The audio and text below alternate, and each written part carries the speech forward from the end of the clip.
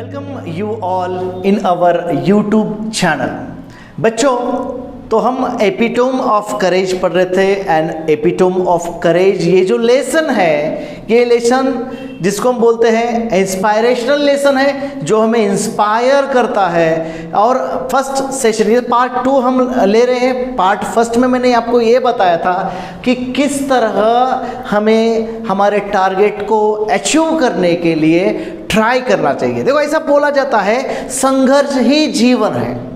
अगर हमारे जीवन में अगर संघर्ष है तो ही हम ह्यूमन बीइंग है, अदरवाइज नहीं है। ठीक है ना। तो संघर्ष भरा जीवन जो है उसमें हम किस तरह खुद को मोटिवेट करते हैं, that is also very important. इस लेसन में फर्स्ट पार्ट में हमने ये पढ़ा था कि किस तरह हमारे स्टीफन हॉकिंस जो है उनको डिसीज था, और डिसीज रहने के बाद भी उन्होंने किस तरह एक साइंटिस्ट जो है सेंचुरी जो है, मतलब ये सेंचुरी का बेस्ट साइंटिस्ट बनने का जो है मान उनको मिला है। तो विदाउट वेस्टिंग आवर टाइम, क्योंकि टाइम के लिए जब हम वीडियो बनाते हैं तो टाइम का लिमिटेशंस होता है और उतने ही टाइम में पूरा कंटेंट कवर करना पड़ता है। इसीलिए मैं कुछ ग्रामर के जो कुछ सेंटेंसेस है, बहुत सारे ग्रामर के सेंटेंस लेना चाहता हूँ लेकिन मैं अवॉइड कर रहा हूँ क्योंकि टाइम लिमिटेशन की वजह से। इसलिए सीधा सीधा मैं एक्सप्लेन करके निकल जा रहा हूँ। लेकिन जो भी मुझे इंपॉर्टेंट लग रहा है ग्रामर का पार्ट, ये पार्ट मुझे एक्सप्लेन करना चाहिए, वो पार्ट मैं एक्सप्लेन करने की कोशिश कर रहा हूँ। फिर भी मैंने आपको बोला है अगर आपके कोई डाउट्स है तो कमेंट बॉक्स आपके लिए रेडी है, बिल्कुल आप उसके ऊपर आपके डाउट्स पूछ सकते हैं। और उसी टाइम तो नहीं, लेकिन जब कभी मैं उस कमेंट बॉक्स को देखूंगा तो आपके डाउट जो है ना मैं वो क्लियर करूंगा। तो आपके पास अगर टेक्स्ट बुक है तो टेक्स्ट बुक ओपन करना है, पेंसिल्स के साथ बैठना है, जो भी मैं बोलता हूं उसको अंडरलाइन करना ना भूले। पेंसिल के साथ ही बैठना है, क्योंकि बुक पे लिखना है तो पेंसिल से लिखना है, और नोटबुक पे लिखना है तो पेन से लिखना है, ये बात ध्यान में रखना है। तो पेज नंबर 63 पैराग्राफ नंबर 2 हमारा चालू था और वो हम शुरू करने वाले। How much time he had left on this planet was very uncertain. Uncertain यानी क्या होता है ये? अनसर्टन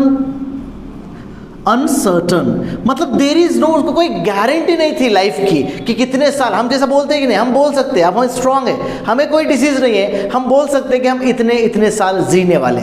लेकिन अगर किसी को कैंसर है और डॉक्टर ने अगर बता दिया कि देर इज नो गारंटी, उसको कोई लाइफ की कोई गारंटी नहीं है, तो फिर हम एक एक दिन मरते हैं, सोच के मरते हैं, एक एक पल मरते हैं। तो यहाँ पे बताया गया है कि उसके लाइफ का अनसर्टेनिटी थी। अनसर्टेनिटी क्या होता है? अनसर्टन जो है ये सर्टन का अपोजिट वर्ड है।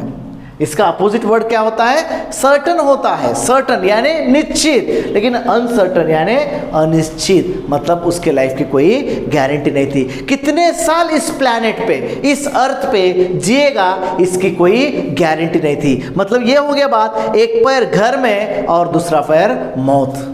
मतलब आज है लेकिन कल क्या होगा उसकी कोई गारंटी उसके लाइफ में नहीं थी। सपोज ये सोचो आप, जब हम लेसन पढ़ रहे हैं तो इमेजिन करना है वैसा कोई, भगवान ना चाहे, वैसा कोई इवेंट अगर सिचुएशन अगर किसी के ऊपर आता है तो वो कैसा जीता है, कैसा जीता है। आपके पास 2 ऑप्शन है, उस सिचुएशन को कैश करो, जैसा हमारे स्टीफन हॉकिंग ने किया है। चलो मैं तो मरने वाला हूं, मरने से पहले कुछ तो भी अच्छा दे के जाओ इस संसार के लिए, इस दुनिया के लिए। उसका वो एम्बिशन था, और वो एम्बिशन के आगे, जितना स्ट्रॉन्ग एम्बिशन, उस एम्बिशन के आगे उसका जो डिसीज था, वो डिसीज भी बिल्कुल डिसीज, ड्रेडफुल डिसीज था, वो डिसीज भी उसके लिए कुछ भी नहीं लग रहा था। और उसके जगह दूसरा कोई होता तो रोते बैठता था, फैमिली रोते थे, लेकिन वो ऐसा किया क्या? नहीं, वो करेजफुल था, करेजियस पर्सन था, इसीलिए बिल्कुल वह डरा नहीं और डट के उन्हें डिसाइड किया है कि मुझे कुछ तो भी करके जाना है। The prognosis was bad and the doctor said they could not do much. Prognosis यानी क्या? फोरकास्ट। उसके फ्यूचर जो हेल्थ के बारे में जो था फोरकास्ट किया गया था कि ये जो है ये हेल्थ की कंडीशन बहुत बैड है, हेल्थ की कंडीशन बहुत ही बैड है। ये प्रोग्नोसिस डॉक्टर ने बताए थे कि इसकी कंडीशन बहुत वीक है और इसकी कोई गारंटी नहीं दे सकते, कभी भी मर सकता है। Okay, told not too much. Undaunted, Stephen decided to continue his research and even got engaged to a Jane Wilde. अभी देखो undaunted यानी क्या? Not afraid. ये उसकी लाइफ की मिसफॉर्चून थी, उसकी बैड लक था, लेकिन फिर भी न डरते हुए उन्होंने डिटरमाइन किया कि नहीं, मुझे क्या करना चाहिए, मुझे अपना जो रिसर्च है वो रिसर्च चालू रखना चाहिए। उसके पास दो ऑप्शन थे। एक ऑप्शन ये था कि मैं मर रहा हूं, डॉक्टर ने जब बोल दिया कि आपकी कोई गारंटी नहीं है तो चलो घुट के मरे, रो के मरे, सबको रुला के मरे। सेकंड ऑप्शन ये था कि न रोते हुए एक बार फिर से करे, ऐसे ही मरने वाले वैसे ही मरने वाले, फिर उसके अलावा मैं कुछ तो भी करके जाऊं। और दो ऑप्शन थे, उन्होंने चूज किया दूसरा ऑप्शन। अगर हम होते उसके जगह पे तो कौन सा ऑप्शन चूज करते? अगर आप करेजियस हो, करेजफुल हो, कुछ करना चाहते हो तो डेफिनेटली आप भी सेकंड ऑप्शन चूज करते होते। Okay, he engage with Jane Wilde. अब एंगेज विद यानी क्या? वो शादी कर लिया, उस टाइम पे शादी कर लिया, क्योंकि उसे जिंदगी बसारना था, इसीलिए उन्होंने क्या किया? शादी कर लिया। किससे शादी कर लिया? जेन से उन्होंने शादी कर लिया। He engaged with Jane Wilde. Hawkins says that, ironic as it may sound, ironic as it may sound, underline करो, Jane Wilde को underline करो, he is engaged with Jane Wilde. And second thing, ironic as it may sound मतलब आपको सुनने के लिए अजीब लगेगा, आपको सुनने के लिए अचंबा लगेगा ये statement. It is at this dismal system. Dismal system is, this is a depressing stage for him. Dismal stage यानी ये जो स्टेज था उसके लिए बहुत ही डिप्रेस्ड स्टेज था। इस डिप्रेस्ड स्टेज में भी वो बोलता है ही begin enjoying life the most. देखो क्या एटीट्यूड है उनमें, देखो कैसा एटीट्यूड है। ये जो है स्टेज डिस्मल स्टेज है, डिस्ट्रेसिंग स्टेज है, सेकंड को रुलाने वाला स्टेज है। और इस स्टेज में भी वो बोल रहा है कि मैं ये जो लाइफ है बहुत एंजॉय कर रहा हूं, ये जो पल है बहुत एंजॉय कर रहा हूं। ये बोलने के लिए भी कितना स्टेज चाहिए। आप तो हम सुनने के लिए भी आपको आयरोनिकली लगेगा। It is ironical, the sound is ironically, मतलब सुनने के लिए आपको अजीब लगेगा, लेकिन वो बोलता है कि ये स्टेज में भी मैं लाइफ को एंजॉय कर रहा हूं। We have to hands up, उसके एटीट्यूड को हमें हैंड्स अप करना चाहिए। This he says was because he started living life for a moment and continue his doctoral research work. और ये क्यों बोला ऐसा? क्योंकि वो क्या कर रहा था? स्टार्टेड लिविंग लाइफ, उन्होंने लिविंग लाइफ को लिविंग करने के लिए स्टार्ट किया था। और उसका डॉक्टरल जो रिसर्च है, वो रिसर्च जो है वह रिन्यूड विगर यानी स्ट्रेंथ बढ़ रहा था, बन रहा था, मतलब उसका रिसर्च जो है ना वह चल रहा था। In the meanwhile the disease work its way into Stephen Wilde. In the meanwhile उस टाइम के दरमियान उसका जो डिसीज था वो कंटिन्यू बढ़ते जा रहा था। Stephen's body and left him disable. वो बढ़ने से एक बॉडी का पार्ट डिसेबल्ड हो रहा था। एबल का ऑपोजिट डिसेबल्ड यानी क्या? कि मतलब एक हाथ डिसेबल होना, मतलब इसका काम बिल्कुल नहीं करना, ये अपने कंट्रोल के बाहर हो जाना। बॉडी का एक पार्ट जो है उसकी डिसेबिलिटी जो है वह डिसेबिलिटी बढ़ते जा रहा था। He began studying the concept of black hole। और उन्होंने जो उसका स्टडी स्टार्ट किया ब्लैक होल को लेकर। अंडरलाइन करो, इतना ड्रेडफुल डिसीज रहने के बाद भी उन्होंने अपना स्टडी जो है ब्लैक होल के बारे में करना शुरू कर दिया। To go get his PhD by this time ही, तो ये ब्लैक होल पे उन्होंने पीएचडी करने का डिसाइड किया था। Okay, so he was confined to get his PhD. By this time he was confined to a wheelchair and was rapidly, फिर इस टाइम पे उसकी पूरी बॉडी जो है डिसेबल बन गई थी। कन्फाइंड यानी फिक्स्ड करना, खुद को फिक्स्ड कर लेना, खुद को बंदिश कर लेना, खुद को प्राइजन कर लेना। किसके साथ? तो चेयर के साथ। मतलब वो क्या करे, पूरा बॉडी डिसेबल होने के बाद हमें व्हील चेयर पे बिठा दिया जाता है, उसी प्रकार उसको व्हील चेयर पे बिठा दिया गया। Confined to a wheel chair and rapidly यानी क्या, फास्ट जो है उसका वह डिसीज बढ़ने लगा, उसका losing control of his hand and speech. फिर उसके बाद में उसका कंट्रोल, खुद का कंट्रोल ही, मैं अब हाथ हिला रहा हूं, मेरा कंट्रोल है हाथ पे, इसीलिए मैं हिला रहा हूं, तो उसका कंट्रोल जो है खुद का कंट्रोल ही नहीं रहा, किस पे, बॉडी के पार्ट्स पे और स्पीच पे भी, वो बोल भी नहीं सकता था, बॉडी का कोई पार्ट्स भी वह मूव नहीं कर सकता था। The study of black holes sparked him imagination with bright eyes. लेकिन जो स्टडी था उसका ब्लैक होल का जो स्टडी था वो स्पार्क हिज इमेजिनेशन, जैसा जैसा उसको सक्सेस, जैसा जैसा नए थॉट्स उसके माइंड में आ रहे थे, नए कंसेप्ट क्लियर हो रहे थे, वैसे वैसे उसके माइंड में आइडिया जो है वो स्पार्क हो रहा था। और he made many epoch mocking statement that Shuk establish theories, और उन्होंने ऐसा कुछ स्टेटमेंट लिखा उसके बारे में कि पूरी दुनिया जो है ना कंप्लीटली शुक हो गई थी।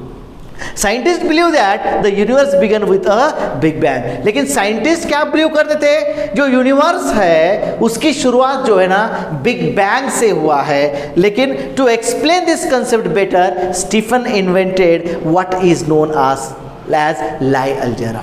फिर ये जो बिग बैंग है ये एक्सप्लेन करने के लिए उन्होंने क्या किया कि एक इन्वेंशन किया, और इस कंसेप्ट को एक्सप्लेन करने के लिए उन्होंने लाई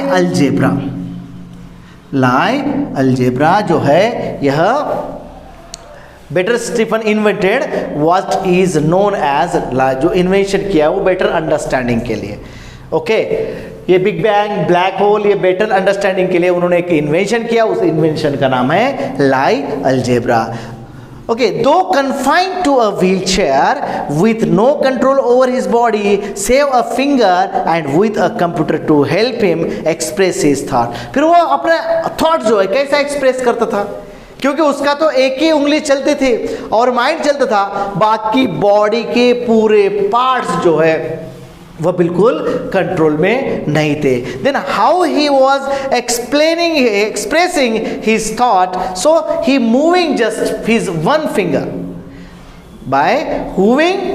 by moving his just one finger, and वो क्या करता था, माउस के साथ ऐसा मूव वगैरह करके वह एक्सप्रेस करता था। उसके गले के पास एक मशीन रखी थी, उस मशीन के कंप्यूटर के माध्यम से वह कम्युनिकेट करता था। Doctor Hawking is an authority on profound subject of science, numerous honorary doctorates and awards have been bestowed on him. और ऐसा ही रिसर्च करने के बाद उसको बहुत सारे रिवार्ड्स जो है ना वह दिए गए थे। He is a fellow of the royal society, और रॉयल सोसाइटी का वो एक फेलोमन था। And a member of US national academy of scientist, and member of US academy, national academy का जो था वह मेंबर था। और ये जो है ना ये प्रेस्टीज पॉइंट है, ये बड़े बड़े जो पद उनको मिले गए हैं, ये साधारण व्यक्ति को नहीं मिलता। देखो इतना इसका रिसर्च में इतना परफेक्शन था कि उसको इतने बड़े बड़े जो पद है वो हैंडीकैप रहने के बावजूद भी उसको दिया गया था।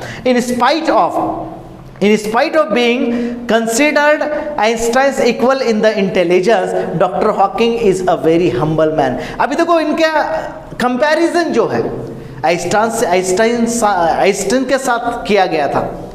डॉक्टर स्टीफन हॉकिंग का जो कंपैरिजन है इसके जैसा किसके जैसा था, ये आइंस्टाइन के जैसा था। दोनों में भी इक्वल इंटेलिजेंस थी, लेकिन आइंस्टाइन से भी यह एक कदम एक क्वालिटी में आगे था। वो क्वालिटी थी उसका हम्बलनेस, वो बहुत ही हम्बल पर्सन था आइंस्टाइन से। आइंस्टाइन हम्बल नहीं था, मतलब एक क्वालिटी इनमें ज़्यादा था। A simple down to the man, जिसे हम बोलते हैं simple down to earth man, जिसके पैर जो है अर्थ को लगे वाले हैं, ऐसा वह वक्त बहुत ही सिंपल व्यक्ति था। कौन? Doctor Stephen Hawkins.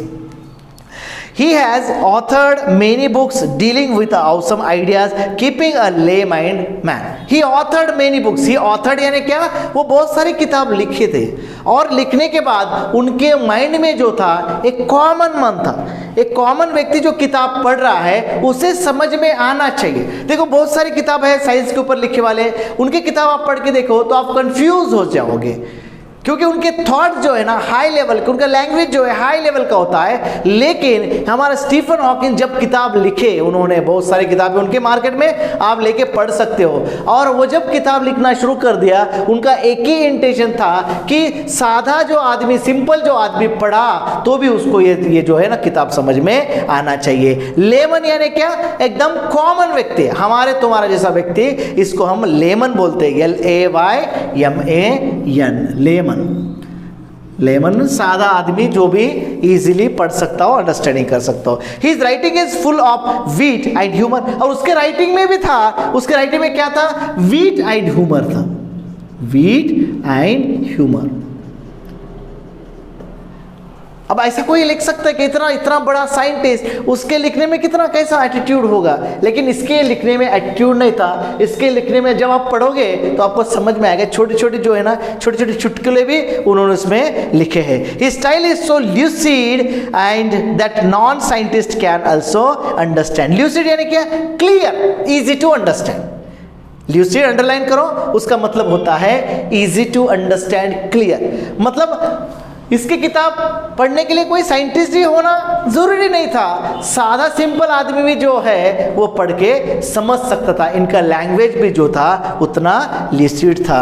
A brief history of time is one of the best selling book of life. Underline कर लो, a brief history of time, उसका किताब जो है, ये ऑथर है उसका, इन्होंने ऑथर किया है। वो किताब जो है बेस्ट सेलर, दुनिया का सबसे बेस्ट जो सेलर किताब, उनकी किताबों में से सबसे बेस्ट सेलिंग किताब जो था, ये किताब था। On being asked how he feels about having dreadful ALS, doctor Hawking is quaintest of optimism and hope. देखो, उसको पूछा गया इंटरव्यू, जैसे बड़े आदमी के इंटरव्यू लेते गए हैं तो उनको पूछा गया है कि इतना जो ALS डिसीज है, आपको इतना बड़ा डिसीज है, ड्रेडफुल डिसीज है, ये डिसीज लेके आप जी रहे हो, ये डिसीज लेके जी नहीं रहे हो, बल्कि कुछ तो भी देने की कोशिश कर रहे हो दुनिया को, तो आपको कैसा लग रहा है? आपको कैसा लग रहा है? तो वो बोलते थे एक परफेक्ट एग्जाम्पल, मतलब द क्वाइंटेंस ऑफ ऑप्टिमिज्म, ये क्वाइंटेंस यानी एक परफेक्ट एग्जाम्पल ऑप्टिमिज्म। ऑप्टिमिज्म लोग कैसा सोचते हैं, ये एग्जाम्पल पे से आपको पता चलेगा, ये इसके स्टेटमेंट पे से आपको पता चलेगा। उसका स्टेटमेंट क्या था, देखो सुनो ध्यान से। Not very different from the rest, I try and lead as normal life as possible. नहीं, जैसा कॉमन आदमी जी रहा है उसी प्रकार मैं जी रहा हूँ, लाइफ को एंजॉय कर रहा हूँ। About not think about my condition और regret the things it prevents me from doing which are not many. और देखो उन्होंने क्या कहा है कि not think about my condition और रिग्रेट, मुझे कोई मेरा जो कंडीशन है उसके ऊपर मुझे बिल्कुल रिग्रेट नहीं है, मैं लाइफ को एंजॉय कर रहा हूँ। And this is common for me, जैसा कॉमन लोग जी रहे हैं, जैसा कॉमन लोग जी रहे हैं वैसा ही मैं जी रहा हूं, और इस डिसीज का कोई इफेक्ट जो है मेरे पर नहीं पड़ा, ये उसका स्टेटमेंट था। Doctor Hawking firmly believe that in the next millennium science will discover the core secret of the universe, और उसको विश्वास था साइंस इतना डेवलप हो गया है, जो core of universe, the secret, देखो हमारे जो कोर है यूनिवर्स के, उसमें बहुत सारे सीक्रेट्स है। अभी तक वो सीक्रेट्स को हमने रिवील नहीं किया है, लेकिन कुछ ही दिनों में, आने वाले कुछ सालों में, ये जो कोर के जो सीक्रेट्स है हमारे साइंटिस्ट रिवील करने वाले हैं, ये उसको पता था। Its origin, it's history and may be, उसका क्या क्या रिवील करने वाले हैं? उस यूनिवर्स का ओरिजिन, उसके बाद में उसकी ओरिजिन के बाद में जो है उसका हिस्ट्री, और may be even predictives ultimate demise. Demise means अंतिम नाश, उसका ओरिजिन, उसका हिस्ट्री, और वो कभी नष्ट होने वाले हैं। यूनिवर्स जो है ना, हर चीज बना है नष्ट होने के लिए, हर चीज का एक टाइम पीरियड होता है, वैसा ही हमारा यूनिवर्स है, वो भी आया है, वो भी बना है नष्ट होने के लिए। इसका ओरिजिन का कब हुआ ये हमें पता नहीं, इसकी हिस्ट्री हमें पता नहीं, और कब जाने वाला है, कब खत्म होने वाला है ये भी पता नहीं। और बहुत जल्द हमारे साइंटिस्ट जो है ये तीनों बात जो है वो हमें क्या करेंगे, रिसर्च पे हमें पता चलेगा। Like doctor Hawking, there are many people who display extremely courage in their life. ये तो एक एग्जाम्पल था। दुनिया में ऐसे बहुत सारे लोग हैं जिन्होंने अपना जो करेज है बताया है टाइम टू टाइम। आप अगर किताब और पढ़ोगे तो डेफिनेटली पता चलेगा कि ऐसे ऐसे इवेंट हुए हैं लोगों के साथ, तो वो लोग भी आज सक्सेस हुए हैं अपने लाइफ को लेके और उन्होंने अपना करेज जो है वह बताया है। Let us salute all those brave people, और हमें उस ब्रेव पीपल को जिन्होंने इस प्रकार जी के अपने लाइफ को सक्सेसफुल बनाया है उसको हमें सैल्यूट करना चाहिए। And who in spite of being disabled try to do their best, और इतना सारा डिसीज रहने के बाद में उन्होंने दुनिया को कुछ तो भी देने की कोशिश की है। ऐसे लोगों के बारे में हमें प्राउड फील होना चाहिए, हमें उसे सैल्यूट करना चाहिए। और उसके बाद में और ये लेसन यहाँ पे ख़त्म नहीं होता है, ये लेसन यहाँ से शुरू होता है। इस लेसन का नाम जो है हम चेंज कर देंगे, ये लेसन का नाम लिखेंगे the lesson of my life. यहां से आपको लेसन लिखना है अपने लाइफ का, और आपको डिसाइड करना है उस लाइफ में क्या लिखा जाए। ऐसा लिखा जाए कि वो लेसन पढ़ के लाखों लोग जो है इंस्पायर हो जाए, या फिर ऐसा लिखना चाहते हो आप अपने लाइफ का जो लेसन है कि कोई ना पढ़े और लेसन वहीं पे खत्म हो। That is depending on you, कैसा लाइफ बनोगे। देखो हिस्ट्री जो है, हिस्ट्री बनाना हमारे हाथ में है, बराबर है। अगर आप हिस्ट्री बनाना चाहते हो तो डेफिनेटली आप में का करेज है, you have to show your courage. ऐसा कुछ करो। हम कैसा जी रहे हैं अभी, एकदम हैंडीकैप के जैसा जी रहे हैं। हमारा काम क्या है? पढ़ाई करना हमारा काम है, हमारा टारगेट को अचीव करना हमारा काम है। इंस्टेड ऑफ दैट हम क्या कर रहे हैं? उसके अलावा हम बिल्कुल लाइफ को इजी ले रहे हैं। अब ये पेंडेमिक सिचुएशन है, इस पेंडेमिक सिचुएशन में भी आपको एक अपॉर्चुनिटी है पढ़ने की, तो अपॉर्चुनिटी को अगर कैच किए तो डेफिनेटली आप भी एक एग्जाम्पल बन सकते हो दुनिया के लिए। आप बहुत लकी हो, जैसा कि मैंने बोला है, क्योंकि आप 2020 आपको देखने को मिला है। 2020 में अभी तक ऐसा कोई सुना भी नहीं, सुनेगा भी नहीं कि 1 साल तक कोई स्कूल बंद था, लेकिन आज आप इतिहास बना रहे हो उसको देख के। और गुड न्यूज़ ये है कि आप बोल सकोगे कि मैं जब 10वीं में पढ़ रहा था या फिर पढ़ रही थी तो ऐसा सिचुएशन आया, और उस सिचुएशन में भी हमने ऑनलाइन एग्जाम दे के इस प्रकार हमने स्कोर किया है। एग्जाम्पल आप इतिहास बना सकते हो, ये चांस आपके लिए। आपके ऊपर 2 ऑप्शन, जैसा मैंने बोला है। आप जैसा डिसेबल पर्सन को बोला, डिसेबल पर्सन कौन है? You have to decide yourself कि आप क्या हो, आप एबल पर्सन हो या फिर डिसेबल पर्सन। कैसा रहे? बॉडी से अगर हैंडीकैप है तो वो जी सकता है, वो कुछ कर सकता है, लेकिन मेंटली हैंडीकैप जो व्यक्ति है वो दुनिया में कुछ भी नहीं कर सकता। अगर आप आज कुछ भी नहीं कर रहे हो तो that means you are mentally handicap person. अगर आपके दिल में ये लेसन सुनने के बाद, लेसन पढ़ने के बाद आपके दिल में ये बात आता है, यस वो कर सकते हैं तो मैं क्यों नहीं। वो इतना डिसीज में रहने के बाद भी उन्होंने सेंचुरी का द बेस्ट साइंटिस्ट बन के बताया, तो मैं तो पूरा कंप्लीट एबल हूँ, मेरे पूरे बॉडी के पार्ट्स काम कर रहे हैं, तो मैं क्यों ना करूँ। ये छोटी सी बात अगर आपको समझ में आ गई दोस्तों, तो आप बिल्कुल जिंदगी में कभी नहीं रुकोगे। और जो जिंदगी में कभी नहीं रुकता है वो जिंदगी में सक्सेस उसके जो है ना कदम चूमती है। अगर आपको लगता है कि सक्सेस आपके कदम चूमे तो बिल्कुल बैठना नहीं है, चलना हमारा शान है और चलते ही रहना चाहिए दोस्तों। ठीक है, होप करता हूँ कि ये लेसन आपको समझ में आ गया होगा। तो इसके बाद में आपको आपकी जो वर्कशॉप है विथ वार्मिंग अप, वो वर्कशॉप कंप्लीट करना है। और कंप्लीट कौन करेगा? देखो आपके पास 2 ऑप्शन है, गाइड यूज करो, अदरवाइज खुद का खुद करो। अगर गाइड यूज के हैंडीकैप व्यक्ति हमेशा सर्च करता है, फेंच करता है दूसरों के हेल्प के लिए, वेट करता है दूसरों के हेल्प के लिए। दूसरे यानी क्या, यहाँ पे गाइड है। If you are taking help of that guide means you are handicapped completely. अगर आप handicapped नहीं, at least you have to find out answer from your textbook without helping, without taking help from anyone. बिल्कुल किसी के पास आपको help लेना नहीं है, और आपको easily question answer find out कर सकते। अगर फाइंड आउट नहीं हुआ, डिफिकल्ट गया, so at that time you can take help of any guide, you can ask to your teachers, no problem. लेकिन अब डायरेक्ट अगर वर्कशॉप बोले बाद इमीडिएट गाइड लेके अगर बैठ रहे तो this is not right way, ये सही तरीका नहीं है पढ़ने का भी और उसके बाद में करने का, ये सही तरीका नहीं है। ठीक है, thank you very much for watching this video. अब नेक्स्ट वीडियो में हम देखते हैं नेक्स्ट लेसन के साथ, और उस लेसन का नाम है book review Swami and friends by RK Narayan.